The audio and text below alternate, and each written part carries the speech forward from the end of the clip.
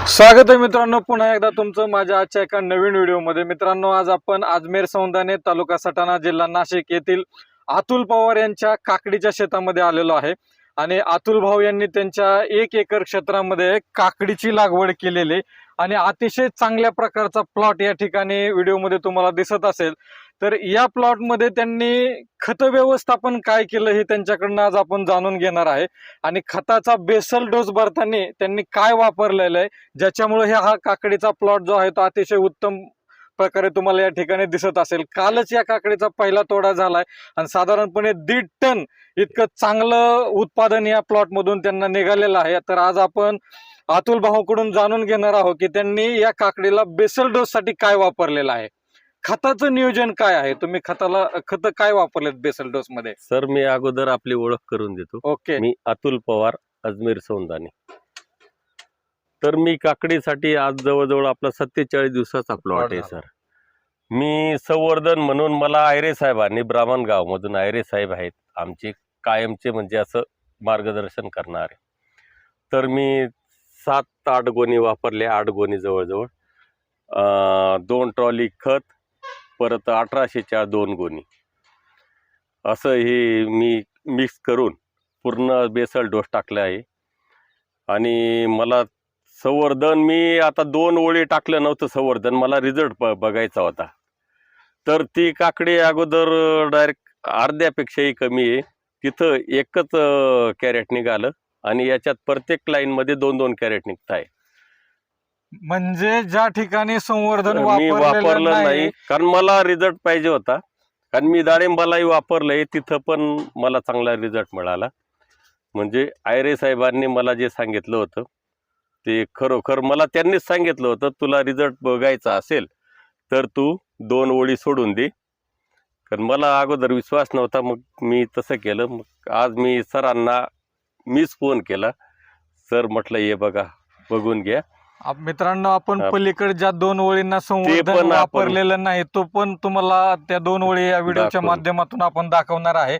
आणि या प्लॉट मध्ये त्यांनी या बाजूला संवर्धन वापरलंय, या एका लाईनला 2 कॅरेट काकडीचे त्यांना काल निघालेत। आणि पलीकडे ज्या ठिकाणी संवर्धन वापरलेलं नाही त्या ठिकाणी एका लाईनला फक्त एकच कॅरेट निघालेला आहे। आणि पहिलाच तोडा जवळजवळ 1.5 टनाचा आहे। माझे पण एक मित्र आहेत, त्यांनी म्हणजे वापरलं नाही ते, त्यांचा 27 कॅरेट फक्त तोडा निघाला एवढ्या क्षेत्रामध्ये। दुसऱ्या बाजूला त्यांच्या मित्राचा प्लॉट आहे, तिथं फक्त 27 कॅरेट एवढंच उत्पन्न आलं। आणि या प्लॉट मध्ये 1.5 टन एवढं विक्रमी उत्पादन पहिल्याच तोड्यामध्ये त्यांना मिळालेलं आहे। याचं जे गमक आहे, रश आहे, त्यांना जे तुम्ही शेतकरी बंधूंनो, या ठिकाणी मी तुम्हाला याच्यासाठी आणलं की अतुल भाऊंना संवर्धन वापरताना असं सांगितलं होतं की तुम्ही एक लाईनला संवर्धन लावू नका, म्हणजे तुम्हाला त्या लाईनचा काय फरक पडतो, संवर्धन खतामुळे कशी वाढ आणि निरोगीपणा राहतो हे दाखवता येईल।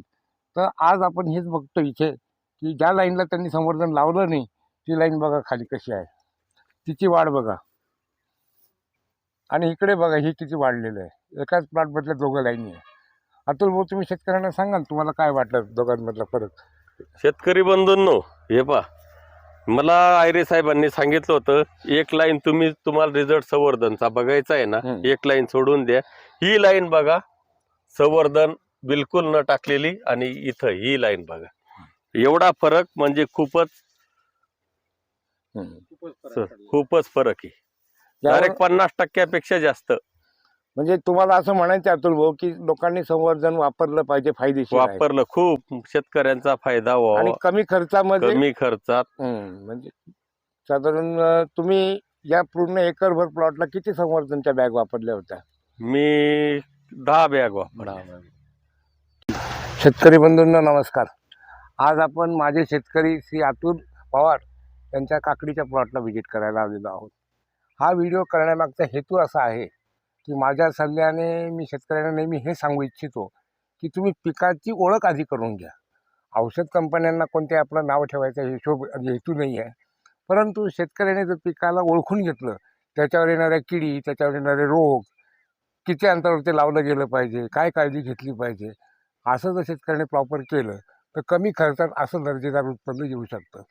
अतुल भाऊंनी जेव्हा काकडी लावायचा माझ्याकडे प्रस्ताव सांगितला, मी त्यांना म्हटलं व्हरायटी कोणती का असेना, व्हरायटी ही नंतरचा पार्ट आहे, परंतु तुम्ही जर काळजी घेतली तर तुम्हाला यश मिळेल. आणि कालच त्यांना 1.5 टनचा तोडा लाभलेला आहे. आपण ह्या प्लॉटला तुम्हाला बी ते संवर्धन खत वापरायला लावलं. हो हो ती बॅग दाखवा शेतकऱ्यांना. ही संवर्धन. ही बॅग, अच्छा, ही बॅग आपण संवर्धनची बेसल डोसला यांनी वापरलेली आहे. त्याच्यासोबत ज्यावेळी काकडी 4 पानावर आली त्यावेळी ह्युमिक ॲसिड आपण देण्याची प्रथा आहे. तर आम्हाला कृषीटेक कंपनीचं फ्लोरा हे ह्युमिक ॲसिड सगळ्यात आवडलेले, त्याचे रिझल्ट आम्हाला चांगले वाटले. याचा अर्थ बाकीच्यांचं खराब आहे असं आमचं म्हणणं नाही, पण मला जे चांगलं वाटतं ते मी माझ्या शेतकऱ्यांना सांगतो. त्यांनी फ्लोरा आणि निमॅटोडच्या गाठी होऊ नये म्हणून प्रिव्हेन्शन म्हणून निमॅटोसान ड्रीपमधून यांनी 1-1 किलो एकरी आपण सोडलेलं आहे. डाळिंबाला आपण दिलं. हो, आणि यांच्या डाळिंबाचाही प्लॉट माझ्याकडे, त्यालाही त्यांनी दिलेले, त्यामुळे त्यांना हे रिझल्ट मिळालेले आहे. आता राहिला प्रश्न ज्या पिकावर येणाऱ्या किडींची गोष्ट, तर नागाळी म्हणा, वेलवर्गीय पिकांवर ज्या किडी येतात किंवा थ्रिप्स येतो, या सगळ्यांकरता त्यांनी नो थ्रिप्स म्हणून त्यांचं आपण प्रॉडक्ट वापरलं हो. होतं. त्याच्यानंतर तुम्हाला असं रसशोषक किडींनी त्रास दिला का? नाही तुम्हाला नंतर कुठे किडा- नागाळी वाटली का? नाही फक्त खालच्या पानांवर अगोदरच होती. हा, तेवढी तेवढी नंतर तेवढी. कंट्रोल जाय. आणि त्याच्यानंतर तुम्ही त्यांना ज्या ज्या गोष्टी आपण तुम्हाला सांगितलं करायला, त्याच्याने आज तुम्ही शेतकऱ्यांना पूर्ण महाराष्ट्र तुम्हाला बघतोय.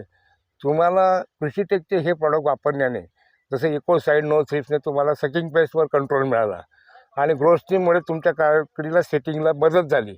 तर तुम्हाला कृषीटेकचे हे प्रॉडक्ट वापरून समाधान वाटलं का? हो 100%.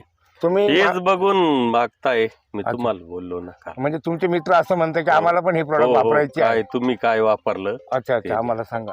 म्हणजे थोडक्यात नंतर बोलतो. तर बुवा, थोडक्यात म्हणा की तुम्ही महाराष्ट्राच्या शेतकऱ्यांना काय सांगाल की कृषीटेक कंपनीचे प्रॉडक्ट दर्जेदार वाटतं का नाही वाटत?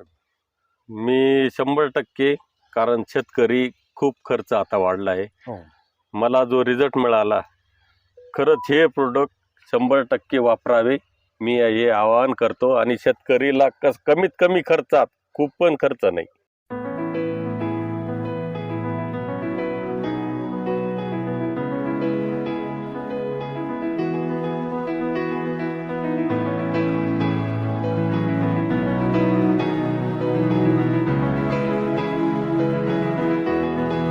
शेतकरी बंधूंनो, या व्हिडिओ मार्फत तुम्हाला हेच सांगायचं आहे की चांगल्या कंपनीची औषधं तुम्ही ओळखा.